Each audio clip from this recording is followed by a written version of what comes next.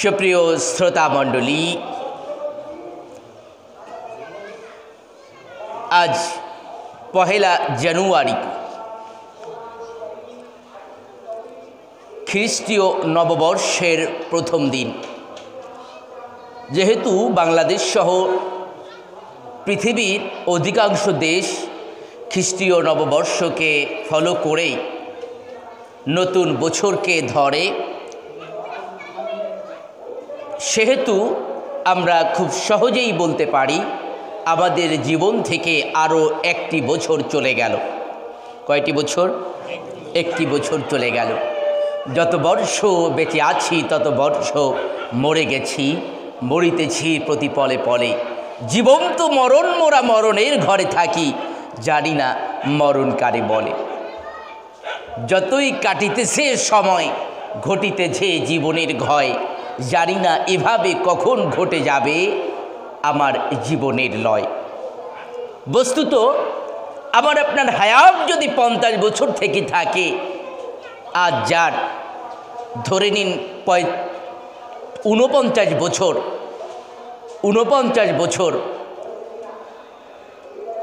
564 দিন হয়ে গেল, সে ব্যক্তি কিন্তু প্রকৃতপক্ষে মৃত্যুরই 49 বছর 464 দিন নিকটবর্তী হয়ে গিয়েছে। অর্থাৎ তার নির্ধারিত হায়াত পুরাতে মাত্র একটা দিন বাকি আছে। তা আমার আপনার হায়াত যদি 40 বছর থেকে থাকে, আজ যার 39 বছর বয়স হয়ে গেল, তার মাত্র একটি বছর হায়াত আছে। অর্থাৎ সে ব্যক্তি মৃত্যুর 39 বছর নিকটে চলে গিয়েছে। এজন্যই যত বর্ষ বেঁচে আছি, যতদিন বেঁচে থাকছি, আসলে তত দিনগুলোই মরে গেছি, তত দিনগুলোই আমার মৃত্যুর কাছাকাছি নিয়ে যাচ্ছে। জীবন তো মরণ, মোরা মরণের ঘরে থাকি।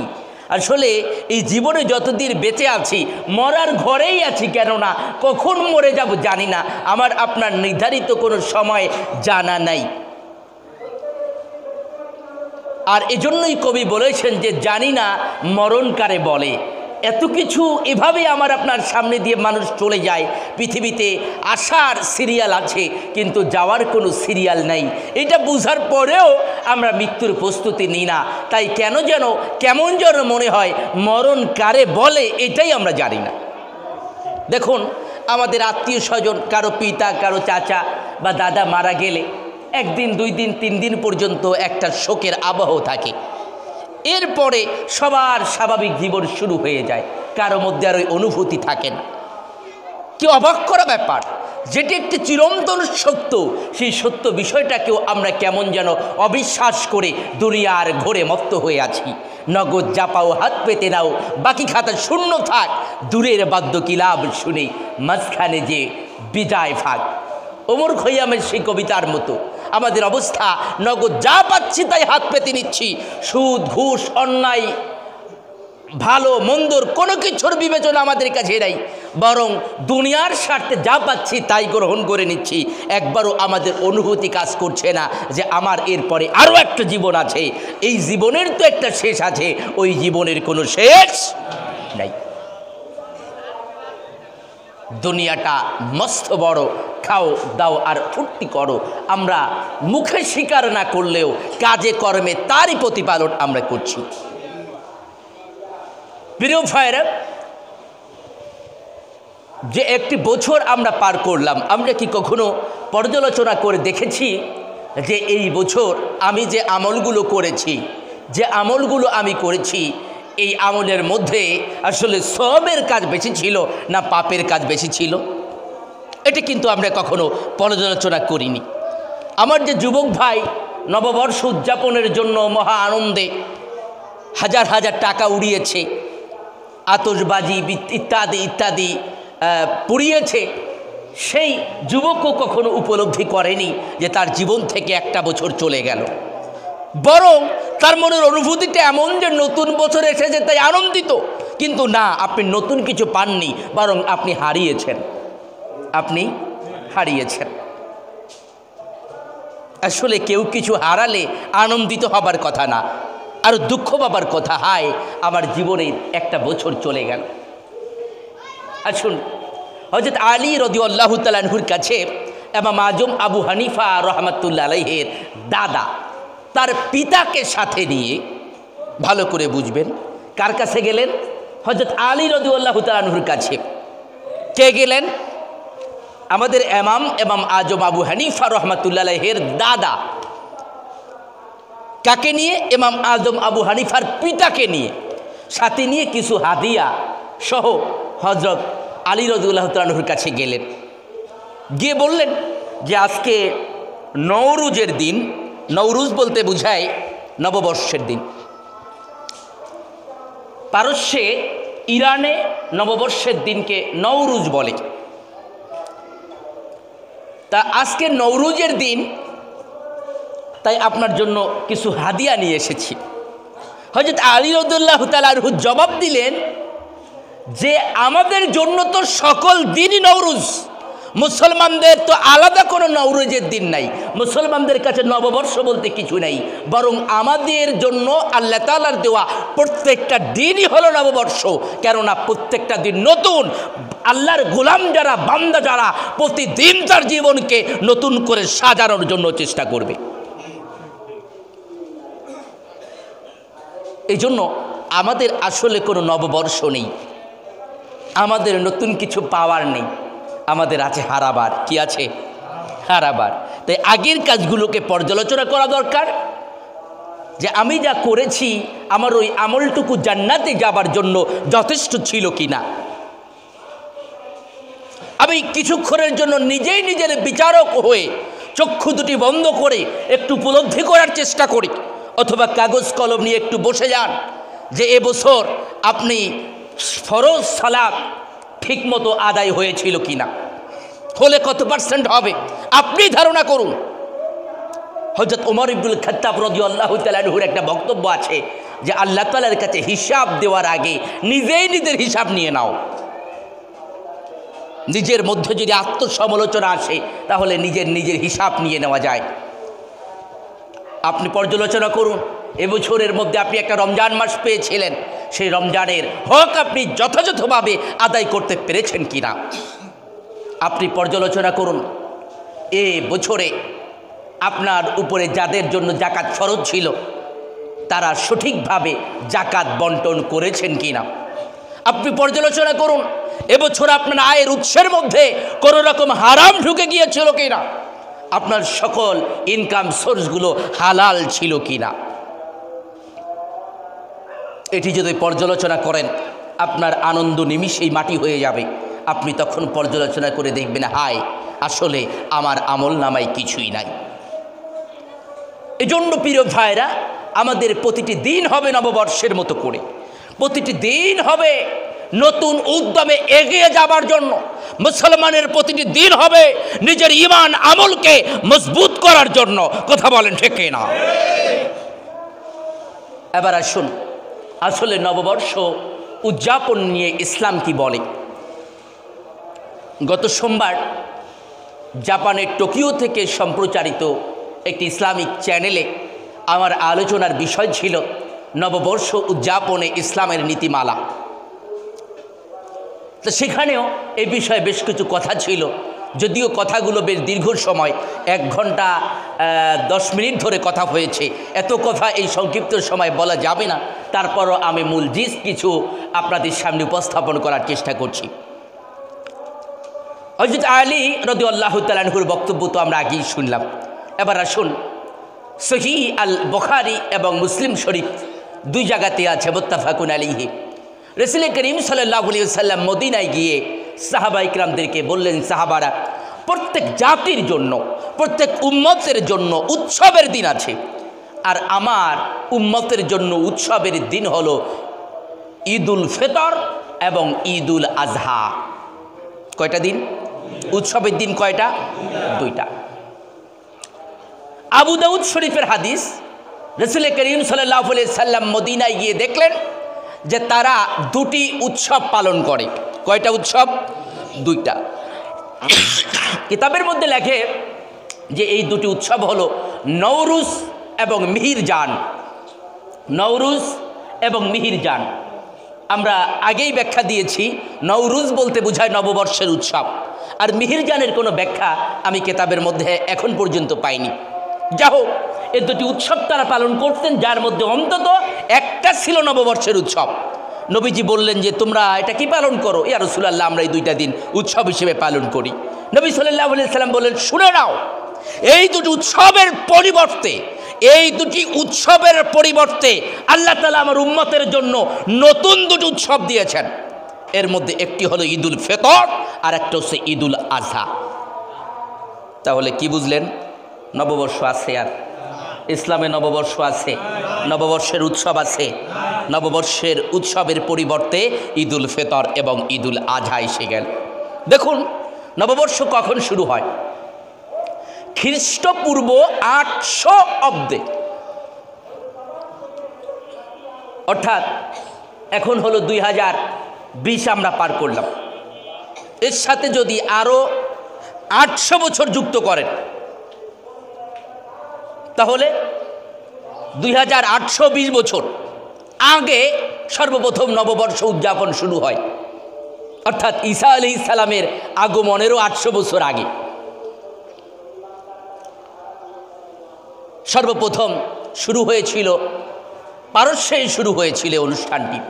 তার নাম ছিল, যিনি সর্বপ্রথম চালু করেছিলেন এক রাজা, তার নাম ছিল জামশেদ। কি নাম ছিল? জামশেদ সর্বপ্রথম নববর্ষ শুরু করে। এরপরে খ্রিস্টপূর্ব 46 অব্দে ইংরেজি নববর্ষ শুরু হয়, আরেকটা নতুন নববর্ষের উদযাপন শুরু হয়।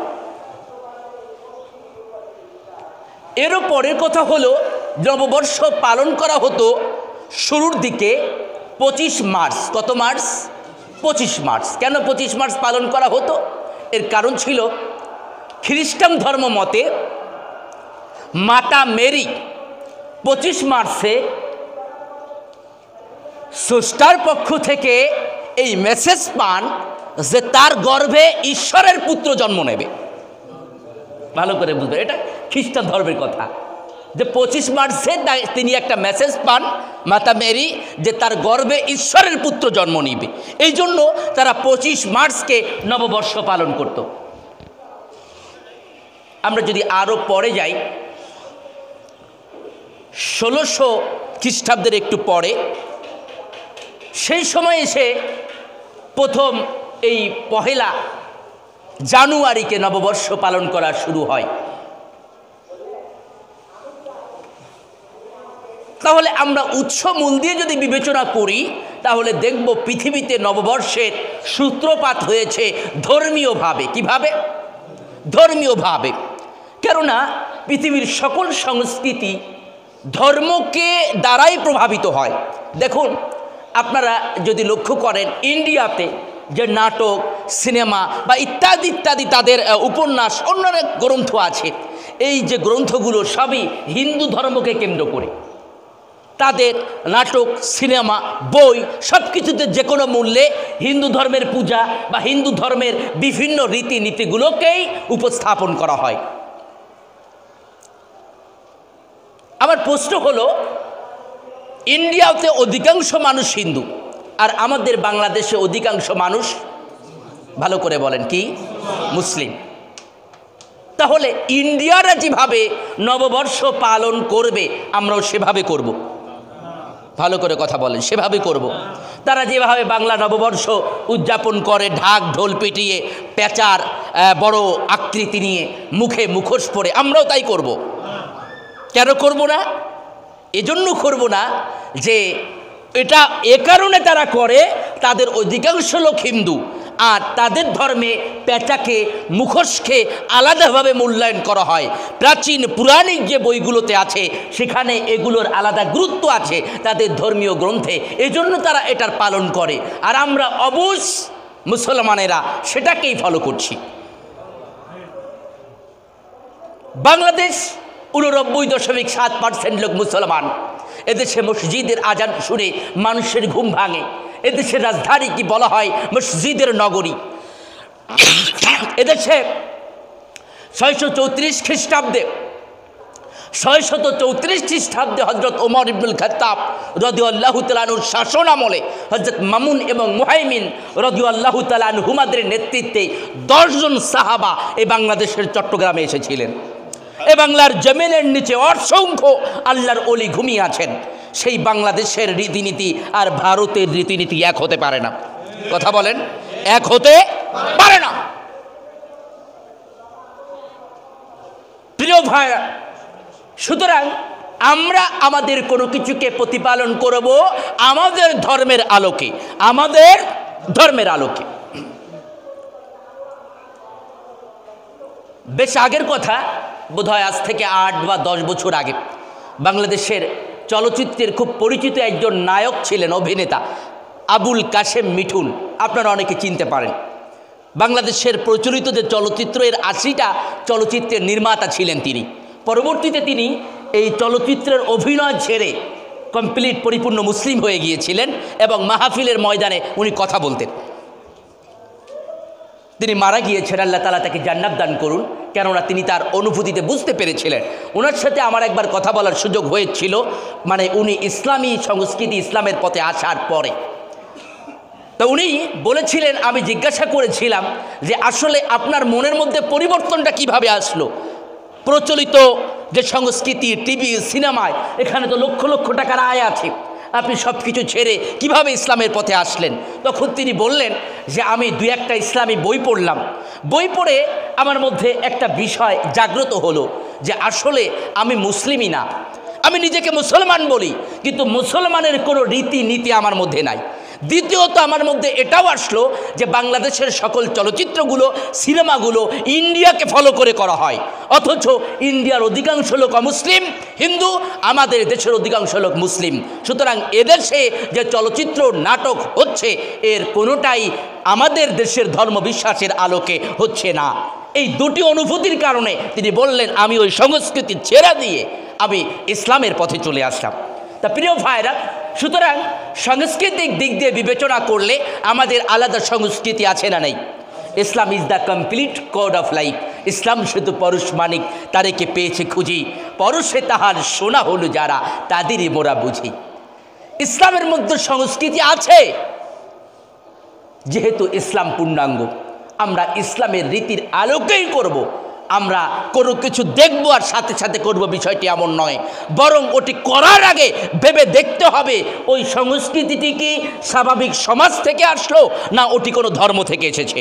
যদি কোনো ধর্ম থেকে আসে তাহলে সেটা অবশ্যই পরিত্যাজ্য। কথা বলে ঠিক কিনা? এখন আসুন, প্রচলিত যে সংস্কৃতিগুলো রয়েছে বা এই নববর্ষে উদযাপনের অনুষ্ঠানে আমরা যা দেখি, তার মধ্যে 4টা বা 5টা বিষয় আমি আপনাদের সামনে উপস্থাপন করতে চাই।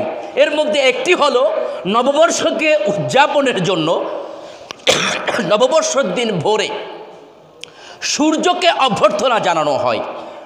জানেন আপনারা এটা? সূর্যকে অভ্যর্থনা জানানো হয় যে হে সূর্য, এই যে নতুন সূর্য এসেছ, তোমার কাছেই আমরা কল্যাণের প্রত্যাশী, আমাদের তুমি নতুন সূর্য হয়ে এই বছরটি যেন আমরা ভালো থাকতে পারি, এমন একটা আশা করা হয়। আমার প্রশ্ন হলো, সূর্যের কাছে আশা করলে ঈমান থাকবে কি থাকবে না? কথা বলেন। কেননা সূর্য কমান্ড মানে কার? আরো জোরে বলুন, কার? আরো জোরে বলুন, আল্লাহ, আল্লাহু আকবার। সূর্য কমান্ড মানে আল্লাহ।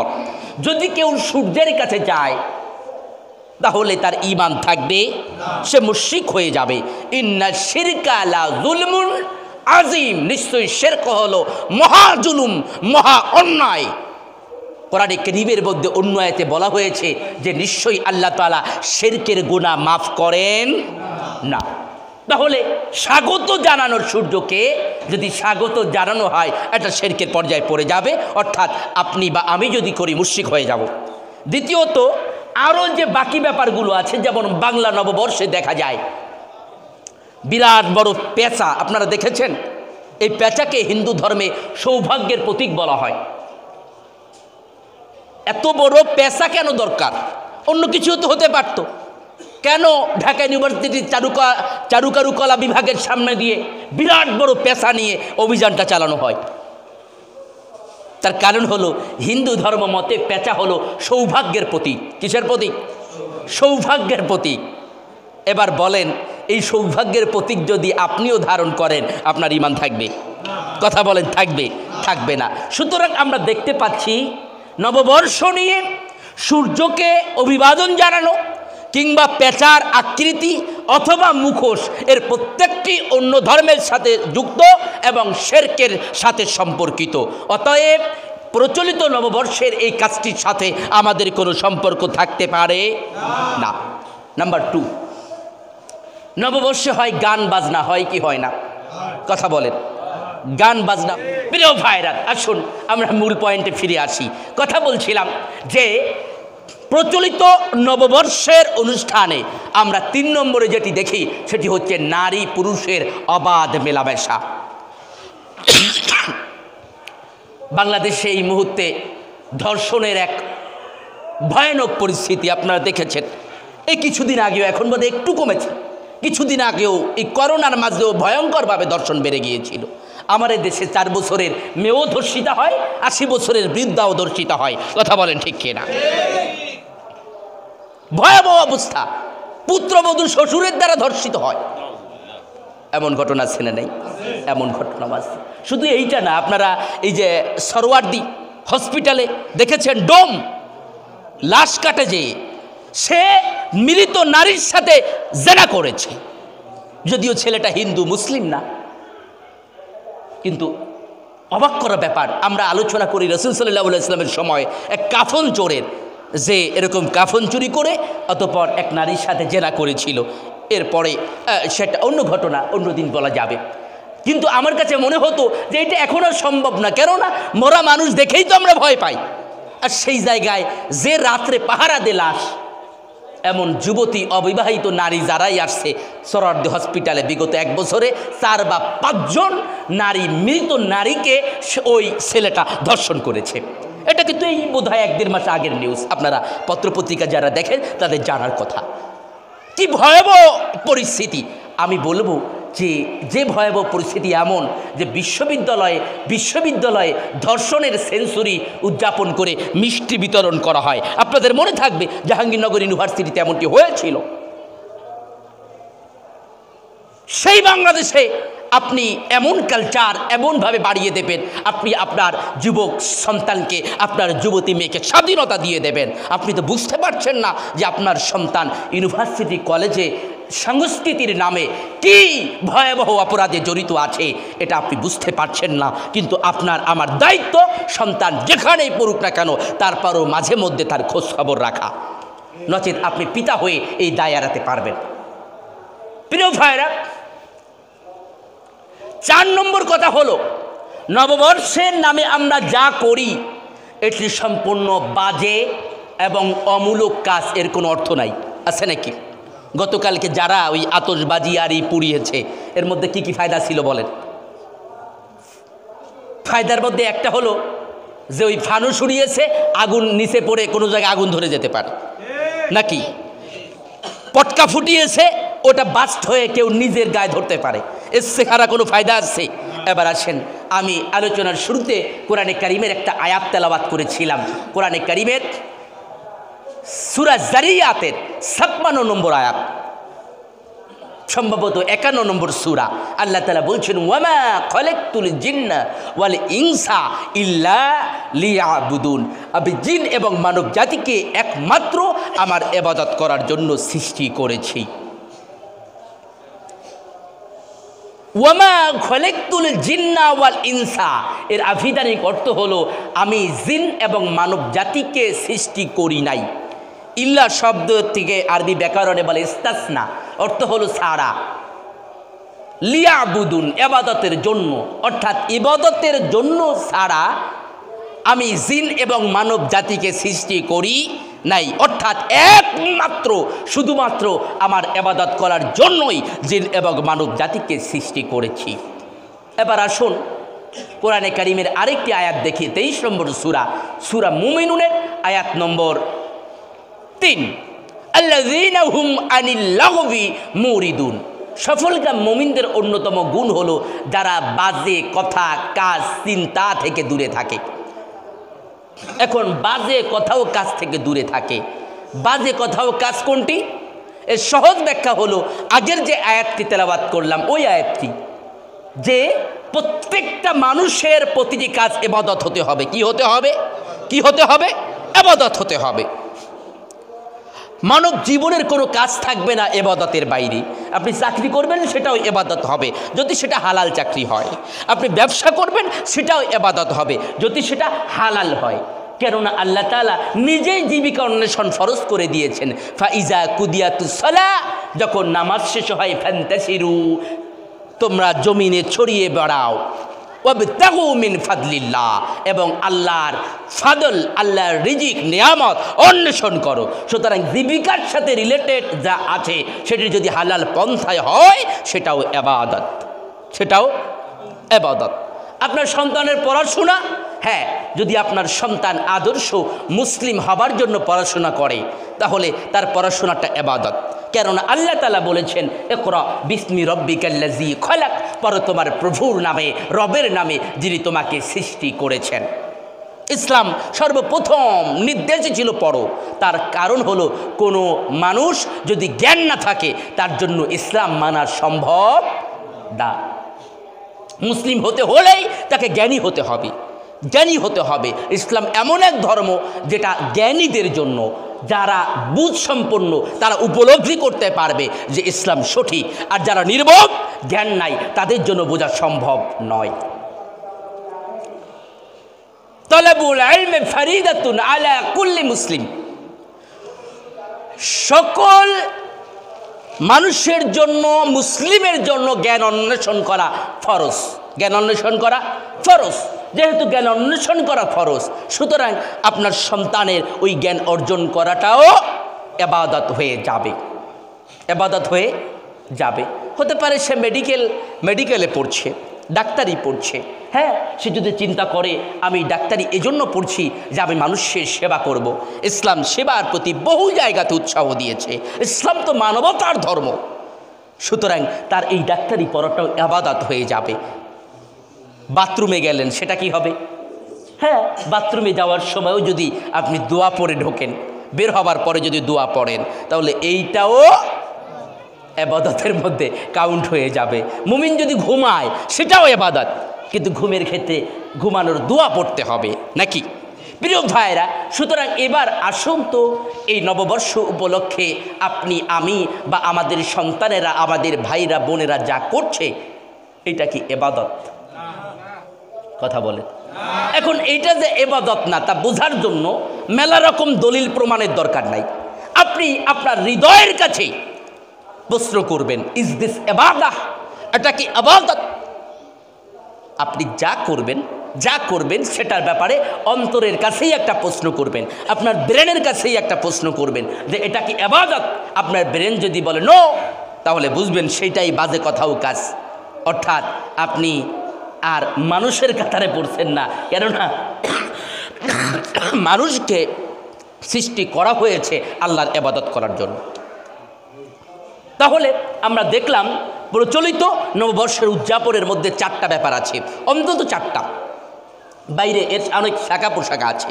তার মধ্যে 1 নম্বর হলো এখানে যে রীতিনীতিগুলো, তার মধ্যে শিরক আছে না নাই? কথা বলেন, শিরক আছে। 2 নম্বর এখানে গান বাজনা আছে। 3 নম্বর এখানে নারী পুরুষের অবাধ বিচরণ আছে। 4 নম্বর এখানে বাজে কথা, কাজকর্ম আছে যার মধ্যে কোনো ফায়দা নাই। এবার বলেন, এই 4টার একটাও কি ইসলামে জায়েজ আছে? নাই। তাহলে এই জাতীয় নববর্ষ বলতেও আমাদের জন্য কিছু নাই, যেটা আলী রাদিয়াল্লাহু তাআলা আনহু আগেই বলে দিয়েছিলেন যে আমাদের জন্য প্রতিদিনই নববর্ষ, মুসলমান প্রতিদিনই নব উদ্যমে কাজ করবে। এবার আসুন আমি আপনাদেরকে আরো একটু রেফারেন্স দেওয়ার চেষ্টা করি। প্রথম আমরা যে বিষয়টি বুঝে নিতে চাই যে নববর্ষের ক্ষেত্রে যদি কেউ এই ব্যাখ্যা দেওয়ার চেষ্টা করেন যে এইটা তো একটা নতুন বিষয়, আমি আগেই প্রমাণ করেছি এটা নতুন বিষয় না। রাসূল সাল্লাল্লাহু আলাইহি সাল্লামের জন্মেরও বহু বছর আগে থেকে নববর্ষ পালন করা হতো। আর নবীজি স্পষ্ট বলে দিলেন যে নববর্ষের পরিবর্তে ঈদুল ফিতর আর ঈদুল আজহা। এবার আসেন, ইসলামে যে দুটি উৎসব দেয়া হলো, এই উৎসবগুলোর ভিত্তি কী? ভিত্তিগত পার্থক্য হলো অন্যান্য ধর্মের বা প্রচলিত উৎসবগুলোর মধ্যে আনন্দ আছে এবং তার মধ্যে আলাদা কোনো ফায়দা নাই, অবাধ্যতা আছে, উচ্ছৃঙ্খলতা আছে। আর ইসলামে যে দুটি ইবাদত দেয়া হলো তার মধ্যে একটি হলো ঈদুল ফিতর, যার আগে 30 দিন রোজা রাখতে হয় কি হয় না? এরপরও নবীজি বলেছেন লাইসা লিল ঈদা লিমান শারাবা ওয়া আকালা, তার জন্য ঈদই নাই যে রমজান মাসে খাইছে আর পান করছে। তার মানে ঈদের আনন্দ তার জন্য যে রমজানে সওম পালন করেছিল। তাহলে ইসলামের উৎসবও ইবাদতের সাথে সম্পর্কিত। এবার আসেন কোরবানির ঈদ, ঈদুল আজহা, সেখানে আমরা আল্লাহর উদ্দেশ্যে পশু কোরবানি করছি, এটাও ইবাদত।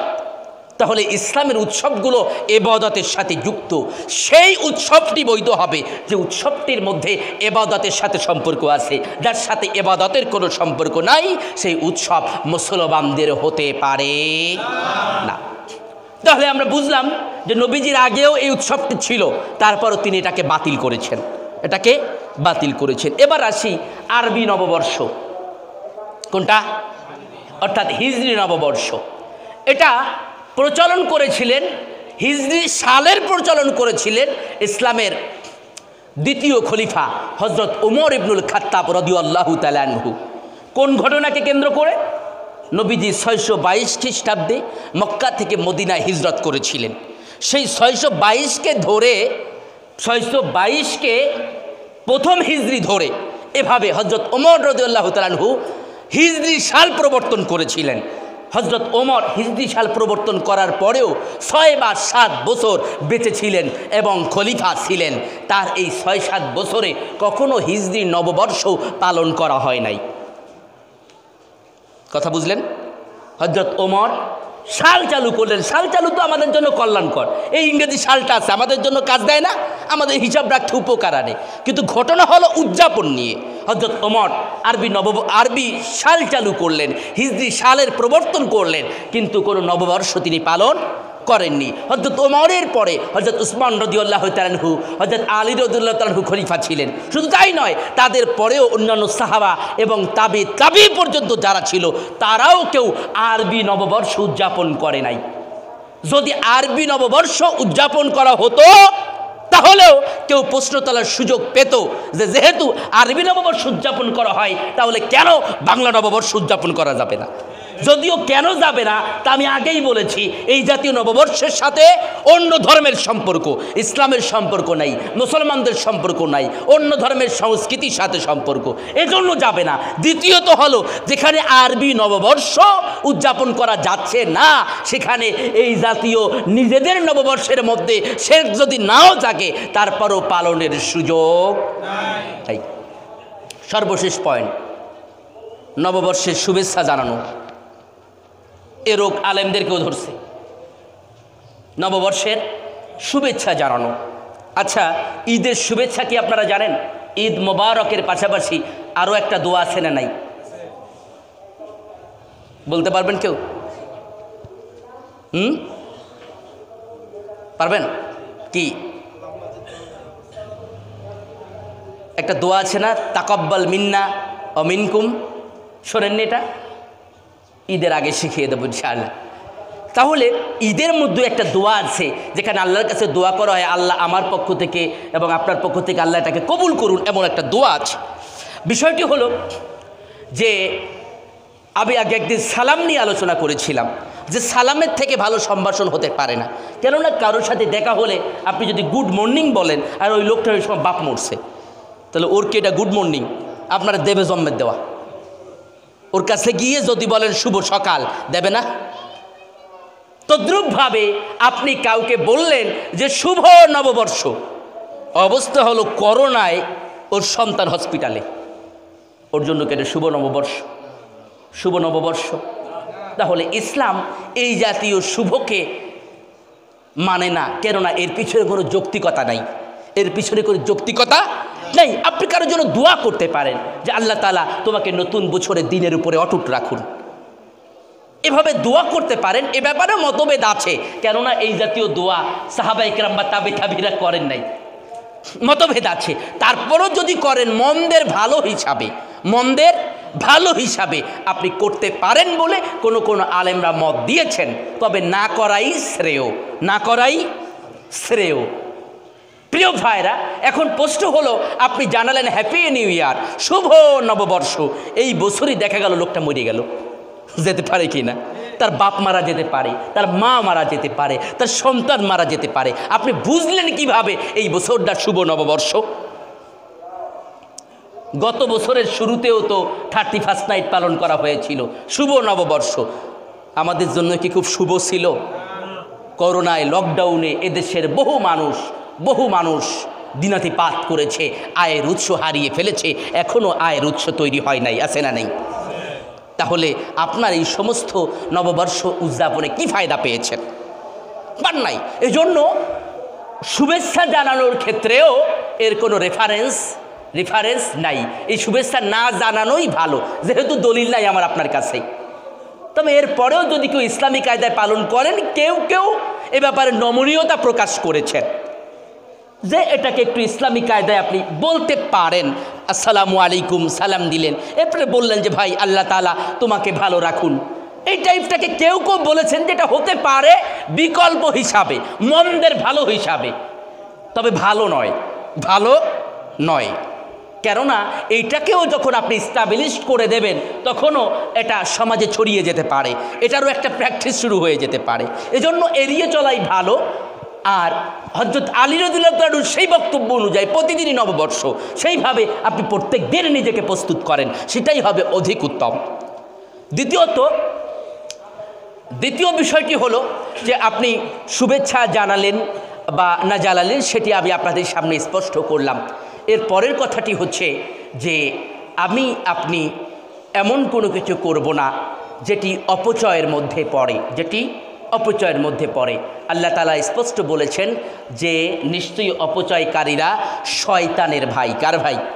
শয়তানের ভাই। আসলে শয়তান চায় দুনিয়াবি বিভিন্ন কর্মকাণ্ডের সাথে আপনাকে এঙ্গেজ করতে, কেননা এই এঙ্গেজ যদি করতে পারে আপনাকে আল্লাহর ইবাদত থেকে সরিয়ে দিতে সে পারে। সুতরাং আমাদের সতর্ক থাকতে হবে। আল্লাহ তাআলা আমাদেরকে দ্বীনের উপরে অটুট থাকার তৌফিক দান করুন, সহি সুন্নার উপরে, সহি হাদিসের উপরে, সুন্নাতে রাসূল সাল্লাল্লাহু আলাইহি ওয়াসাল্লামের উপরে প্রকৃত অর্থে আমল করার তৌফিক দান করুন। হে আল্লাহ, তুমি রক্ষা করো দুনিয়া ও দিন, শান শওকাতে পূর্ণ হোক নিখিল মুসলিমিন, আসুক আবার ফিরে হেরার আলোর দিন, রহমের দুয়ার খুলে দেন হে রব্বুল আলামিন। আসসালামু আলাইকুম ওয়া রাহমাতুল্লাহি ওয়া বারাকাতুহু। যারা সুন্নাত পড়েননি 4 রাকাত ক্বাবলাল জুমা পড়ুন।